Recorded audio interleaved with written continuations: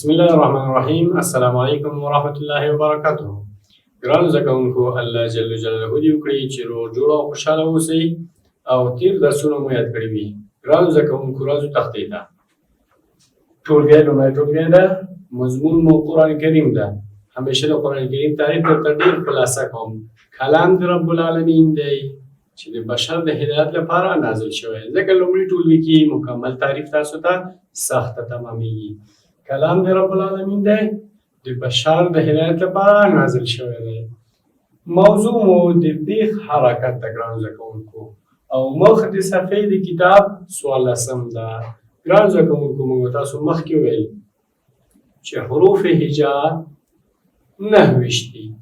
کله چې د حرکت خبره کېږي، د دې لپاره چې حرکت موږ وایو، هغه زور وي، که زی وي، که پیښ. که په یو ورځ تاسو ته وایم نو کېدای شي تاسو ته سخته تمامه شي. نو د دې لپاره موږ دا دوه تقسیمه کوو. نننی درس کې ګرانو زده کوونکو، موږ تاسو 15 لومړني حروف وایو او سبا ته 14 پاتې کېږي. حرکت د پیښ به موږ څنګه ادا کوو ګرانو زده کوونکو؟ شونډې به اوږده خو نیمه، لکه الف پیش او نشي او، لکه یو سړی چې یو شی بوی کوي، موږ به دا بوی د حرکت د پیښ په شونډو سره کوو. نو ګرانو زده کوونکو، راځم زه د دې هغه لیکلو او عملي ادا ته. خو په یاد مو اوسه ګرانو زده کوونکو چې دا دلته تاسو ما سره وایي، تکراروئ، کور کې باید بیا هم تکرار کړئ او یاد یې کړئ. که سوال و د سبا لپاره، د سباني درس نه مخکې ګرانو زده کوونکو، تاسو کولی شئ چې مانه پوښتنه وکړئ.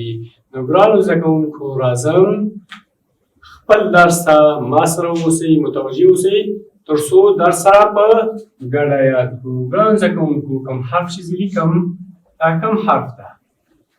حرف دی الف ده. ګرانو زده کوونکو، کوم حرکت ورکوم؟ حرکت د پیښ ورکوم. پیښ ته وګورئ، لکه وړوکی پې واو چې موږ لیکو، وړوکی واو، نیمه واو چې موږ لیکو. نو دا به څه رقم ادا کوو ګرانو زده کوونکو؟ الف پیش او، الف پیش او. ګرانو زده کوونکو، همیشه مو مخکې تاسو ته ویلي، بیا هم وایم، دا اصلا الف نه ده، دا همزه د الف په شکل ده، لکه الحمدو. ځکه الف به همیشه په منځ او اخر کې راځي، حرکت به نه قبلوي. دا مو په یاد اوسه. اوس یې یادوو تر څو تاسو سره اشنا شئ. الف پیش او، الف پیش او، الف پیش او. چې قاعده میسره راځي ورته، هغه الف اصلا نه وایي، چې ورته وایي همزه ضمه او، همزه ضمه او. نو ګرانو زده کوونکو، راځو پسې حرف ته. د حروف هجاو څخه چې کوم حرف ده؟ حرف دی با ده ګرانو زده کوونکو. کوم حرف ده؟ حرف دی با ده ګرانو زده کوونکو.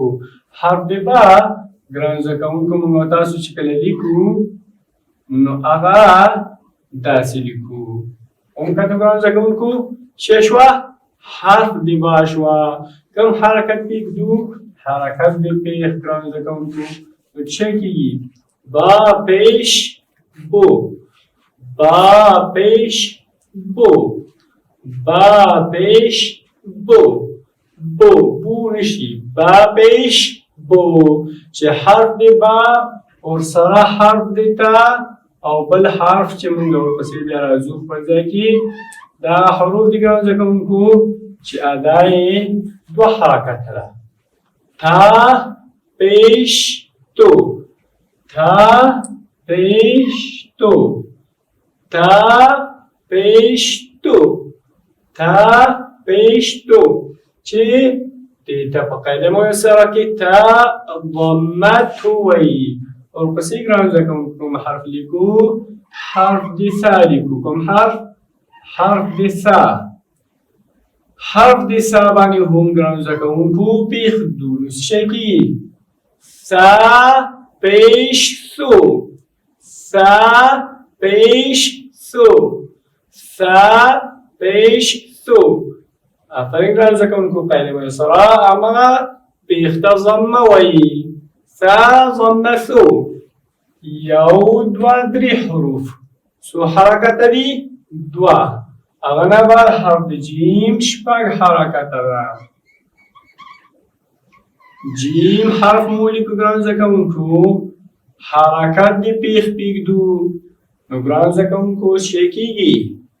جیم پیش جو، جیم پیش جو، جیم ضمه جو. دې نه بعد ګرانو زده کوونکو چې مکمل د حرف جیم غوندې ده لیکن نقطه نه لري. کوم حرف ده؟ حرف د ح ده. حرف د ح ده ګرانو زده کوونکو. ح پیش حو، ح پیش حو، ح پیش حو. که چېرته منځ کې نقطه ولري جیم، که نقطه ونه لري ح، او که د پاسه نقطه ولري بیا څه شی کېږي ګرانو زده کوونکو؟ خا کېږي. څه شی؟ خا. خا پیش خو، خا پیش خو. ګرانو زده کوونکو موږ چې څو حروف ویلې، الف، با، تا، ثا، جیم، ح. د دې هر یو حرف حرکت او خپل حرف باریک مینو، اما خا دبل اواز سره ډک اواز سره ادا کېږي او حرکت یې هم همدارنګې خا پیش خو. هغه نه بعد ګرانو زده کوونکو کوم حرف ده؟ حرف دی دال ده ګرانو زده کوونکو. کوم حرف؟ دال.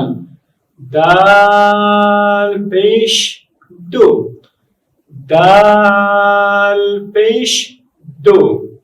دا دال چې کله ادا کوو ګرانو زده کوونکو کوشش کوو چې حرکت چې د دال ده هغه هم قوي او سخت ویو، خپل حرف د دال هم سخت ویو، ځکه دا د حروف څخه ده چې په سختۍ سره ادا کېږي. یعنې خپل مخرج کې دا یو سختي لري، یو کلکوالی لري. دال پیش دو، دال پیش دو. هغه نه بعد ګرانو زده کوونکو کوم حرف ده؟ حرف د ذال ده. کوم حرف د ذال؟ کوم حرکت ورکوو؟ پیښ. ذال پیش ذو، ذال پیش ذو. چې حرف د دال، ذال او جیم څو حرکته ده؟ شپږ حرکته. او با، تا، ثا، ح، خا دوه حرکته دي. ګرانو زده کوونکو د دې هغه اصلي ترکیب، هغه اصلي جوړښت هم باید زموږ تاسو فکر ووسي. راځئ ګرانو زده کوونکو ورپسې بل حرف ده. کوم حرف ده؟ حرف د را ده ګرانو زده کوونکو. را ته کوم حرکت ورکوم؟ حرکت د پیښ. را پیش رو، را پیش رو، را پیش رو، را ضمه رو، را ضمه رو. ګرانو زده کوونکو حرف د را شبه مثالیه ده. که چېرته زور او پیښ ولري په حالت د ما قبل زور، ما قبل پیښ، مشدد زور در چې هغه خپل ځای کې به انشاءالله موږ مکمل وایو. دا هم چې ده مشابه د حرف مثالیه سره چې دا هم دا کار کېږي. او پسې ګرانو زده کوونکو کوم حرف وایو؟ حرف د ذا وایو. کوم حرف؟ حرف د ذا. ګرانو زده کوونکو حرف د ذا او را هم د دوه حرکته حروفو څخه ده، لیکن را او ذا کې فرق ده چې ذا څه رقم وایو؟ صفات مکمل بدل دي، مخرج بدل ده، او را هم مخرج بدل ده. حرف د را د ژبې سوکه او د بره حنک یا بره د تالو طرف څخه ادا کېږي په ډېره اسانۍ. او حرف د ذا کله چې د ژبې سوکه د لاندې غاښونو سره ولګي یا بره غاښونه ورسره یو ځای شي، ذا ادا کېږي چې په ذا کې صفیر دی. نو ذا پیش ذو، ذا پیش ذو، ذا پیش ذو. حرف د ذا ګرانو زده کوونکو موږ تاسو یاد کړه. د هغې نه بعد ګرانو زده کوونکو پسې راځو حرف د سین ته. حرف د سین ته راځو ګرانو زده کوونکو. سین پیش سو، سین پیش سو سو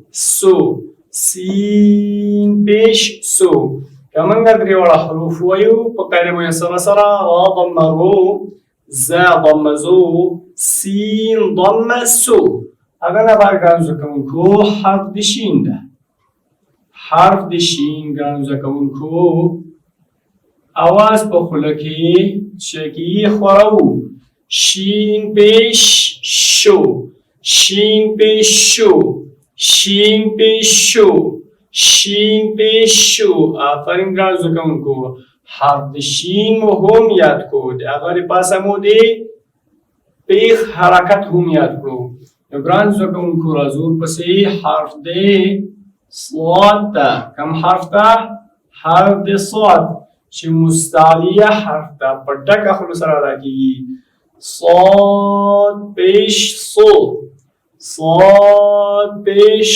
صو صاد پیش صو دا حرف ډک حرف ده او همدارنګه حرف خا هم ډک حرف ده ګران زده کوونکو موږ په ننني درس کې درې حروف ډک وایو یو دوا درې ضاد پیش ضو ضاد پیش ضو ضاد پیش ضو چې قاعده میسره کې شین ضمه شو صاد ضمه صو ضاد ضمه ضو صو ضو دا حروف ګرانو زده کوونکو څه شی دي ډک حروف دي په ډکه خوله سره ادا کیږي ګرانو زده کوونکو زموږ او ستاسو نننی درس 15 حروف هجا یا 15 د الفبا توري وو چې دا موږ او تاسو د هغه حرکت د پیښ یاد کړو ګرانو زده کوونکو الله جل جلاله دې وکړي چې دا درس تاسو یاد کړی وي او کور ته لاړ شئ ځان سره یې هلته تکرار کړئ نو ګرانو زده کوونکو دا زموږ او ستاسو نننی درس دی چې کور کې به یې تکراروئ او یادوئ به یې او په اخره کې مو په خدای سپارم ومن الله توفیق